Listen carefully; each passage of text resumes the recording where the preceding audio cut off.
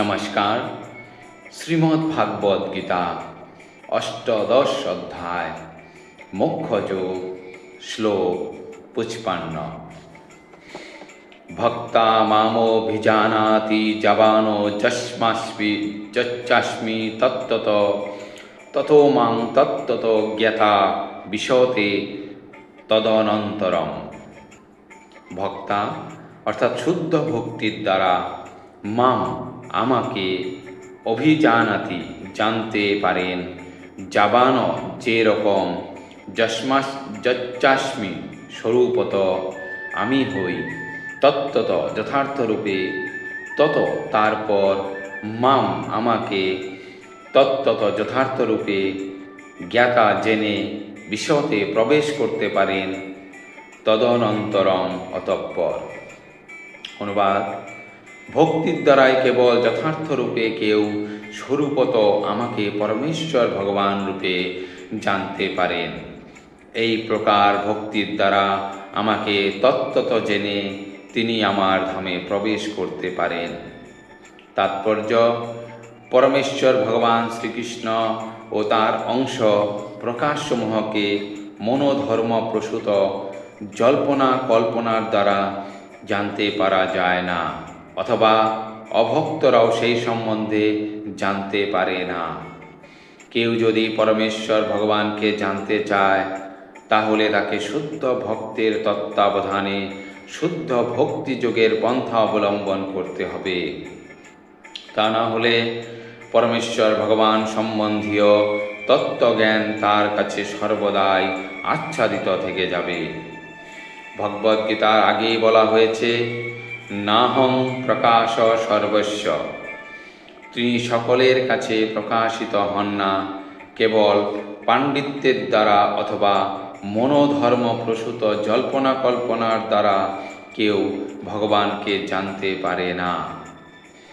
কৃষ্ণ ভাবনাময় ভক্তি যোগে যিনি ভগবানের সেবায় নিযুক্ত হয়েছেন, তিনি কেবল শ্রীকৃষ্ণকে তত্ত্বত জানতে পারেন।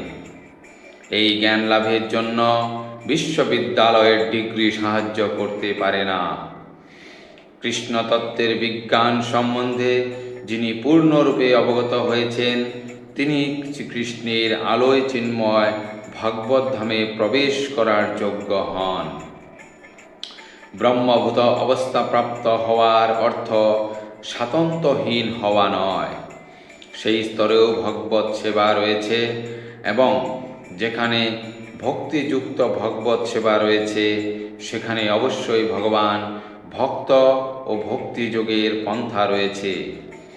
এই প্রকার জ্ঞানের কখনো বিনাশ হয় না, এমনকি মুক্তির পরও না। মুক্তির অর্থ জড় জগতের বন্ধন মোচন। চিন্ময় জীবনেও সেই একই স্বতন্ত্রতা বজায় থাকে, একই ব্যক্তিত্ব বজায় থাকে। তবে সেই স্বতন্ত্রতা, সেই ব্যক্তিত্ব শুদ্ধ কৃষ্ণ ভাবনাময়।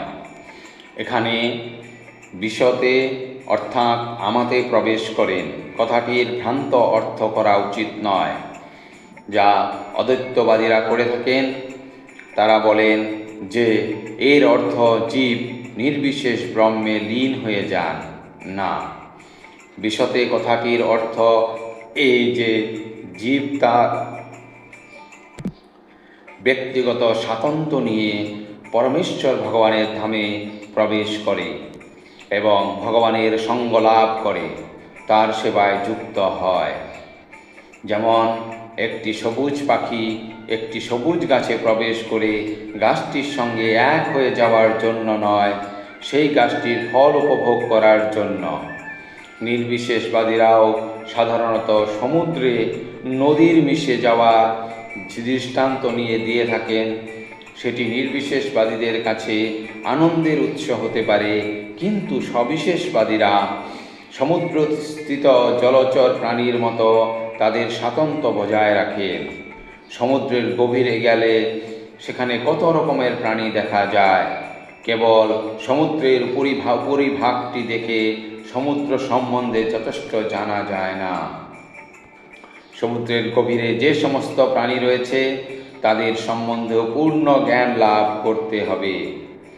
শুদ্ধ ভগবত সেবার প্রভাবে ভক্ত তত্ত্বগতভাবে ভগবানের অপ্রাকৃত গুণ ও ঐশ্বর্য সম্বন্ধে অবগত হতে পারেন। একাদশ অধ্যায়ে বর্ণনা করা হয়েছে কেবলমাত্র ভগবত সেবার মাধ্যমেই ভগবানকে জানা যায়। এখানেও সেই একই তত্ত্ব প্রতিপন্ন করা হয়েছে। ভক্তির মাধ্যমেই কেবল পরমেশ্বর ভগবানকে জানা যায় এবং তার ধামে প্রবেশ করা যায়।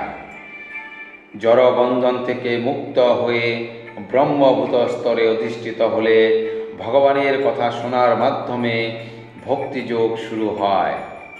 কেউ যখন ভগবানের কথা শ্রবণ করেন তখন আপনা থেকেই ব্রহ্মভূত অবস্থার বিকাশ হয় এবং ইন্দ্রিয় সুখভোগের জন্য কাম ও লোভরূপ জড় কলুষ বিদূরিত হয়। ভক্তের হৃদয় থেকে কামনা বাসনা যতই দূরীভূত হতে থাকে ততই তিনি ভক্তিযুক্ত ভগবত সেবার প্রতি আসক্ত হন এবং সেই আসক্তির ফলে তিনি জড় কলুষ থেকে মুক্ত হন। জীবনের সেই স্তরে তিনি পরমেশ্বর ভগবানকে উপলব্ধি করতে পারেন। শ্রীমদ্ ভাগবতে সেই কথা বলা হয়েছে, মুক্তির পরেও ভক্তির পন্থা বা দিব্য ভগবত সেবা বর্তমান থাকে। সেই সম্বন্ধে বেদান্ত সূত্রে প্রতিপন্ন করে বলা হয়েছে, প্রায়নাথ তত্রাপি হি দৃষ্টম, অর্থাৎ মুক্তির পরেও ভক্তিযুক্ত ভগবত সেবার পন্থা বর্তমান থাকে। শ্রীমদ্ ভাগবতে ভক্তিযুক্ত মুক্তির বর্ণনা করে বলা হয়েছে যে জীবের যথার্থ স্বরূপে অধিষ্ঠিত হওয়ার নামই মুক্তি। জীবের স্বরূপের ব্যাখ্যা পূর্বেই করা হয়েছে। প্রতিটি জীবই পরমেশ্বর ভগবানের অবিচ্ছেদ্য অনুসদৃশ অংশ। তাই জীবের স্বরূপ হচ্ছে ভগবানের সেবা করা। মুক্তির পরে এই সেবা কখনো বন্ধ হয়ে যায় না। যথার্থ মুক্তি হচ্ছে জীবনের ভ্রান্ত ধারণা থেকে মুক্ত হওয়া। ধন্যবাদ।